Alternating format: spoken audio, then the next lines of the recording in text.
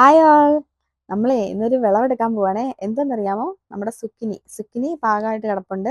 2 എണ്ണം ഉണ്ട്. അതിൽ ഒരെണ്ണം നമുക്ക് ഇന്ന് വിളവെടുക്കാം.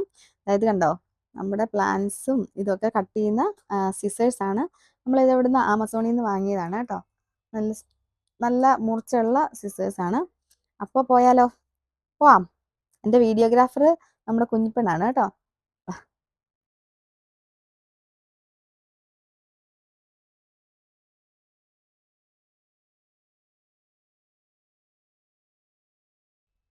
അപ്പോൾ ഇതാണ് കേട്ടോ നമ്മുടെ സുക്കിനി. വിളവെടുക്കാൻ പോകുന്ന സുക്കിനിയാണേ.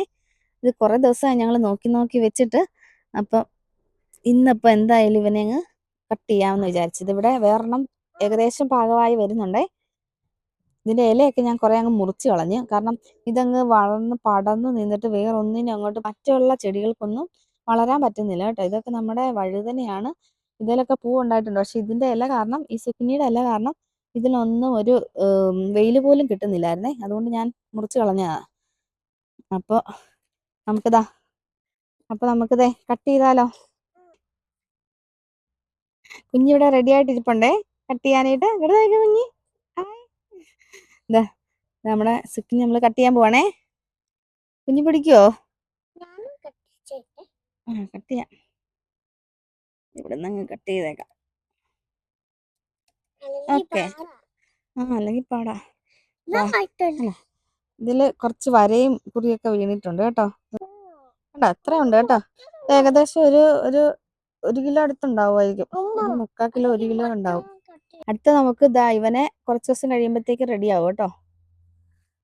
അതുപോലെ നമ്മുടെ കുക്കുംബറൊക്കെ റെഡിയായി വരുന്നുണ്ട്. നമ്മുടെ മുല്ലമുട്ട് നാളത്തേക്ക് വിരിയെന്ന് തോന്നുന്നു.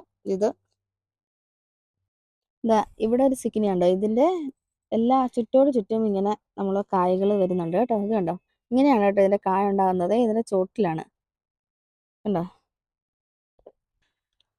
നമുക്ക് ഒരു കാര്യം കൂടെ ചെയ്യാനുണ്ടേ. ഇതെന്തോന്നറിയാമോ? ഇത് നമ്മുടെ പാഴ്സ്ലിയാണ് കേട്ടോ. ഈ പാഴ്സ്ലി എന്ന് പറയുന്നത് നമ്മുടെ ഈ മല്ലിയിലൊക്കെ പോലെ തന്നെ ഒരു ഹെർബാണ്. നല്ല നല്ല മണമുണ്ട്.